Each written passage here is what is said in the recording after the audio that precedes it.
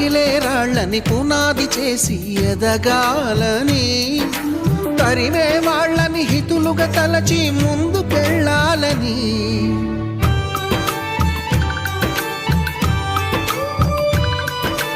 కన్నుల నీటిని కలల సాగుకై వాడుకోవాలని, కాల్చే నిప్పుని ప్రమిదగా మలచి కాంతి పంచాలని, గుండెతో ధైర్యం చెప్పెను, చూపుతో మార్గం చెప్పెను, అడుగుతో గమ్యం చెప్పెను. నేనున్నానని, నేనున్నానని, నీకేం కాదని, నిన్నటి రాతని మార్చేస్తానని.